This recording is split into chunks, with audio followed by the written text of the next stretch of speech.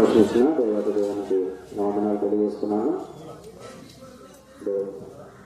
అదేవిధంగా స్థానిక గురుమండల అధ్యక్షులు సీనియర్ పాస్టర్ గారికి, మండలి గారికి వందనాలు చేస్తున్నాను. మరి మమ్మల్ని ఇక్కడ ఆహ్వానించిన కుటుంబస్తులు, మరి నేను ఎవరమో ఎంత తెలియనప్పటికీ కుటుంబ సమేతంగా మమ్మల్ని రావాలని చెప్పి ఇక్కడికి ఆహ్వానించిన కుటుంబస్తులు, వాళ్ళ పేర్లు కూడా నాకు తెలియదు, కానీ దేవుని ప్రేమను బట్టి ఇక్కడికి ప్రసాదరావు గారు వారి కుటుంబాన్ని బట్టి వారికి నా హృదయపూర్వకమైన వందనాలు తెలియజేస్తున్నాను. నాకు ఈ సమయం ఇచ్చిన ఎవరికి మరొకసారి వందనాలు తెలియజేస్తాను. దేవుని వాక్యము మనం జ్ఞాపకం చేసుకోండి. ప్రసంగి గ్రంథము, జ్ఞానైన సొలొమోను రాసిన ప్రసంగి గ్రంథము 7వ అధ్యాయము 1వ వచనము.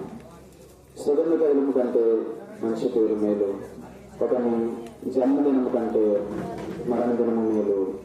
ఎందు జరుగుతున్న ఇంటికి పోవట కంటే ప్రలాపించిన వారి ఇంటికి పోవట మేలు. ఏలనగా మరణము అందరికి వచ్చును గనుక బ్రతుకువారు దాని మనసున పెట్టుదురు.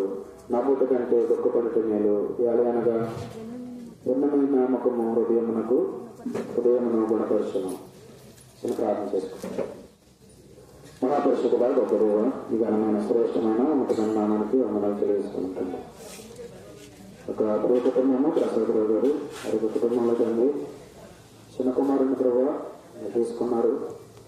ఎన్ని తెలిసినా ఏది అడిగినా జరిగేది నీ చెప్పిన కనుక నీ చిత్తానికి మేమందరం కూడా బలవంచాల్సిందే కనుక ప్రభు దగ్గర ప్రభావ మేమందరం వస్తాం, కానీ మా దగ్గరకు చిన్న కుమారుడు రాలేని పరిస్థితి కనుక మేమందరం కూడా 2 రాత్రుల్లో మేమందరం ముసలిపడి సార్వత్రిక సంఘముగా ఈ కుమారుడిని మేమందరం కూడా కలుసుకోవడానికి మీరు మాకు ఒక సమయాన్ని అనుగ్రహించున్నారు.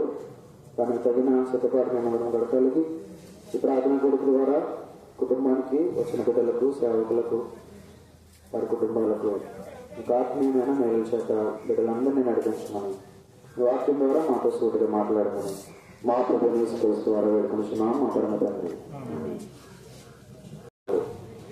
సుగంధ తైలము కంటే మంచి పేరు మేలు. సుగంధం అంటే మంచి గంధము, సు అంటే మంచి.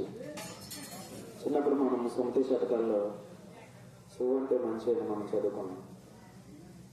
మంచి గంధం తైలం కంటే, అంటే చనిపోయిన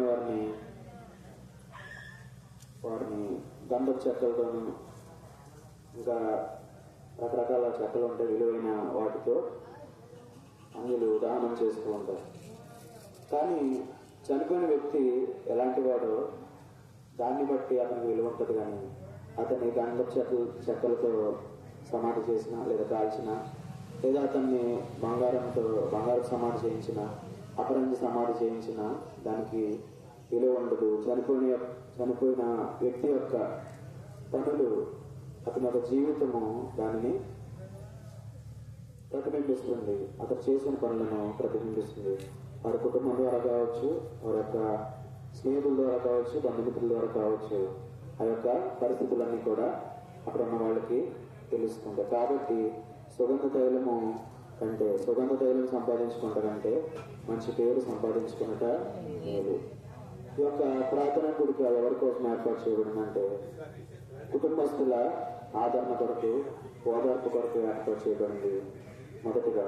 రెండవదిగా మన కోసము బ్రతికి ఉన్న మనము చనిపోయిన వారి దగ్గరికి ఏదో ఒక రోజున వాక్యంలో చదువుకున్న రీతిగా మనమందరం కూడా కొనుక్కోబడవలసిన వారమై ఉన్నాము. కాబట్టి అక్కడికి మనం వెళ్తాం, కానీ చనిపోయిన వాళ్ళు మన దగ్గరికి తిరిగిరాదన్న విషయాన్ని మనము గ్రహించి నిరీక్షణ ఇతరుల వల్ల మనం కూడా దుఃఖపడకుండా ప్రభు యొక్క రాకడలో మేఘాల మీద పరలోక సైన్య సమూహములతో కూడా ప్రభు నందు నిద్రించిన వారందరూ కూడా తిరిగి వస్తారని నమ్మించి మంచి పేరు మనకు ఇవ్వబడిన చిన్న జీవితంలో, నీటికి పొడవ లాంటి ఆవిరి వంటి జీవితంలో చాలా బాధాకరమైన విషయము.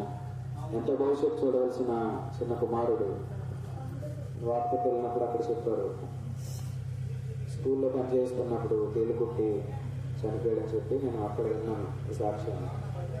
మరి ఎంతో బాధ అనిపిస్తుంది. ఇంకా భవిష్యత్తు చూడకుండా ఎటువంటి జీవితంలో పరిస్థితులన్నీ కూడా తలకిందులైతే విధంగా తల్లిదండ్రులకు ఎంతో దుఃఖకరమైన బాధాకరమైన